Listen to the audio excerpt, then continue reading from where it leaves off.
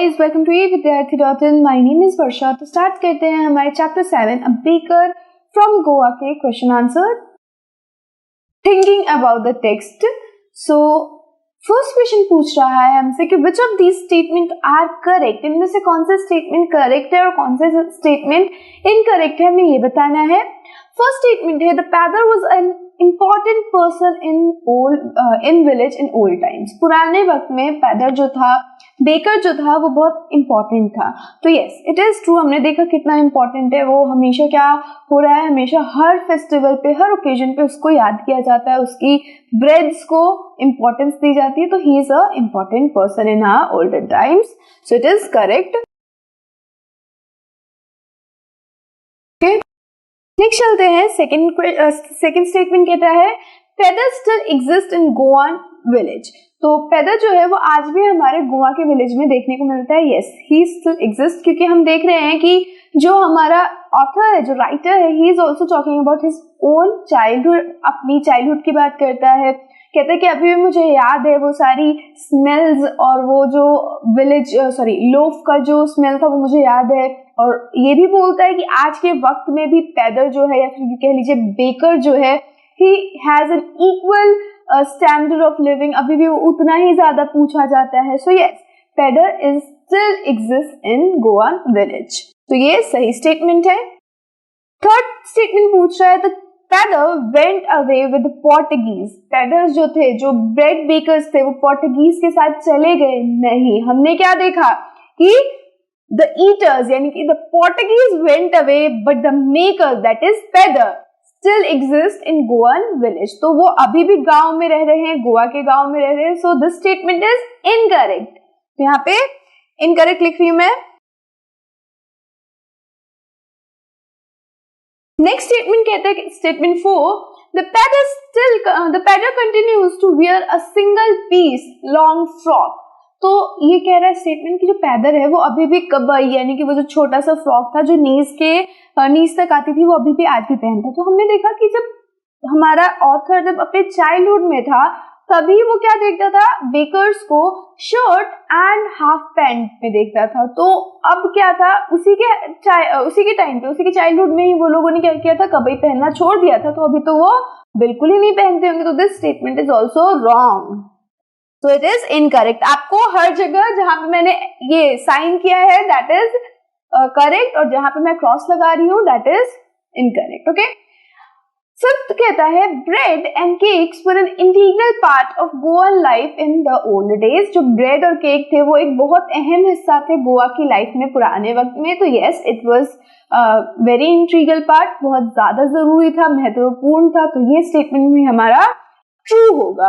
और इवन आज भी जो ब्रेड्स है, जो केक्स है, वो बहुत ही अहम भूमिका निभाते हैं हमारे गोवा के हाउस होल्ड के अंदर. सो this statement is also true for कि आज के टाइम में भी, प्रेजेंट टाइम में भी ब्रेड्स एंड केक उतने ही इंपॉर्टेंट है. सिक्स्थ कहता है traditional bread baking is still a very profitable business. जो ट्रेडिशनल ब्रेड बेकिंग है वो आज भी बहुत प्रॉफिटेबल बिजनेस है. तो हमने देखा कि जो लोग है वो पैदर या फिर बेकर की कोई अपीयरेंस या बंदा देखते तो कहते तुम बहुत प्रॉस्पेरस होगे, तुम्हारा जैक फ्रूट लाइक स्ट्रक्चर, या तुम्हारा जो बिजनेस है वो पैदर का होगा, बेकिंग का होगा. तो हाँ, आज के वक्त में भी जो ट्रेडिशनल बेकिंग है गोवा के अंदर वो बहुत प्रॉफिटेबल बेकिंग, बहुत ही प्रॉफिटेबल बिजनेस मानी जाती है. So this statement is also correct. Pader and their family starve in present time. ये कह रहा है कि पैदर और उसकी फैमिली स्टार्व करती, भूख से मर जाती है, भूखी रह जाती है आज के वक्त में, वर्तमान समय में. That is wrong statement. आज भी हम देख रहे हैं कि अगर वो प्रॉफिटेबल बिजनेस है तो फिर ये स्टेटमेंट तो बिल्कुल सरासर रॉन्ग हो जाएगा. सो दिस इज रॉन्ग. नेक्स्ट चलते हैं क्वेश्चन नंबर 2 पे. क्वेश्चन 2 आस्क करता है, हमसे पूछ रहा है is bread N important part of Goa life. Goa की लाइफ में क्या ब्रेड बहुत जरूरी है? How do you know this? आपको ये कैसे पता चला? तो यहाँ पे आंसर है yes, bread is an important part of Goan life. It is often used for marriage gifts and feasts. तो ये जो हमारा ब्रेड है वो किसके लिए यूज हो रहा है? मैरिज गिफ्ट के लिए एंड फीस्ट के लिए. जो आपके बड़े से वो भोजन होते हैं ना, जो सबको बिठा के करवाया जाता है, उसमें भी इनका इस्तेमाल होता है. So they are very important part of Goan life. Next कह रहे हैं bread is also used by mothers for preparing sandwiches during their daughters engagement. जो माएँ होती हैं बेटियों की, जिनकी एंगेजमेंट हो रही होती है, वो क्या करती है, एंगेजमेंट के लिए सैंडविचेस बनाती हैं ब्रेड्स के जरिए. The author mentions that the fragrance of fresh loaf is loved by everyone in Goa. और author ये क्या कहता है कि सभी को जो फ्रेश ब्रेड होता है, जो फ्रेश लोफ का स्मेल है, वो बहुत पसंद है. तो इन सब के जरिए, इन सब रेफरेंसेस से हम ये बता सकते हैं कि this is how bread is an integral and important part of Goan life. So this is your question number 2.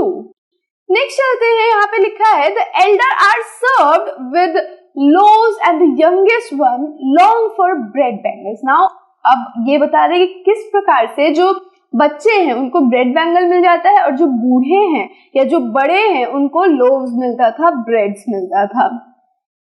Therefore, it is necessary to have breads for all occasion in every household. तो ज्यादातर वक्त ये लोग क्या करते थे, breads ही खाते थे. तो इसी वजह से चाहे कोई ओकेजन हो या फिर ऐसे भी हो, ये लोग ब्रेड्स हमेशा रखते थे. और अगर कोई ओकेजन है, कोई फेस्टिवल है, तो ब्रेड्स की मांग और बढ़ जाती थी.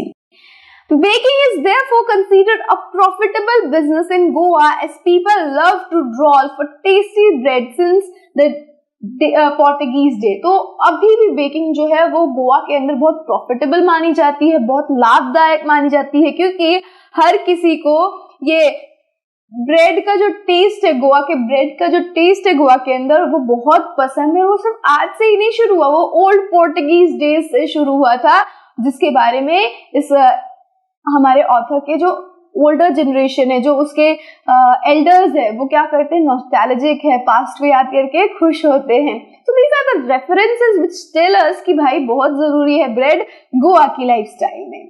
सो this is your question number 2. Next चलते हैं क्वेश्चन नंबर 3 पे. Take the right answers. What is the tone of author when he says the following. तो यहाँ पे आपको क्या करना है, सही उत्तर को चिन्हित करना है, सही टिक लगाना है, और यहाँ पे बताना है कि क्या टोन रहा था हमारे राइटर का जब उन्होंने कोई सर्टेन स्टेटमेंट कही थी. सो स्टार्ट करते हैं फर्स्ट स्टेटमेंट से. द थर्ड and the jingle of the traditional bakers bamboo can still be heard in some places.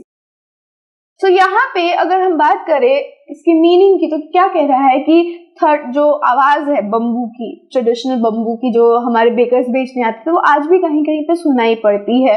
तो वो अपने बचपन की स्मृतियों को याद कर रहा है, बचपन के यादों को याद कर रहा है कि यार ऐसी ही पद मैं अपने बचपन में सुनता था.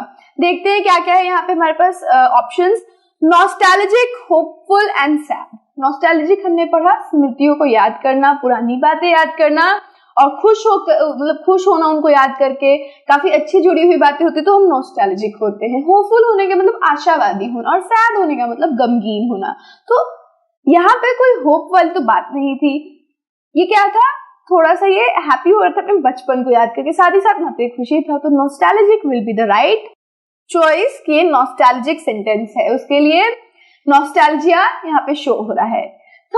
सेकंड है हमारे पास, maybe the father is not alive but the son still carries on the family profession. यहाँ पे देखो maybe, हो सकता है कि फादर ना हो लेकिन बेटा जो है वो फैमिली प्रोफेशन को आगे बढ़ा रहा है. तो यहाँ पे एक होप दिख रही है आपको, एक तरीके से ऐसा लग रहा है कि आशा है आपको कि अरे शायद उसका पिता ना रहा हो लेकिन वो प्रोफेशन जो है उसके बेटा चला रहा है ना. तो यहाँ पे जो वर्ड्स है वो लिखे हैं नॉस्टैल्जिक, होपफुल एंड सैड. यहाँ पे हमें कहीं पे भी पास्ट की कोई बात नहीं याद आ रही है. क्या दिख रहा है कि आशा है इस सेंटेंस में, मे बी हो रहा है कि शायद, आप कहते हो ना कि मे बी इट रेन और मुझे जाना ना पड़े आज स्कूल, तो यहाँ पे भी क्या हो रहा है, आशा दिखाई जा रही है. सो hopeful is correct word. Third कहता है I still recall the typical fragrance of those loaves. तो यहाँ पे ये स्टेटमेंट कह रहा है कि मुझे अभी भी याद है वो टिपिकल फ्रेग्रेंस, बिल्कुल वैसी ही लगती है ब्रेड्स की, अगर आप स्मेल करोगे तो वो स्मेल उसको अभी भी याद है. तो यहाँ पे क्या शो हो रहा है, नॉस्टैल्जिया, होपफुलनेस या नॉटी. नॉटी तो कहीं से भी नहीं लग रहा मुझे, होपफुल भी नहीं लग रहा, ये तो अपनी बचपन की यादें, अपनी पुरानी यादों को याद करती है। क्या होगा स्टेटमेंट हमारा? नॉस्टैल्जिक। फोर्थ कहता है the tiger never brushed his teeth, hot tea could wash and clean up everything so nicely after all।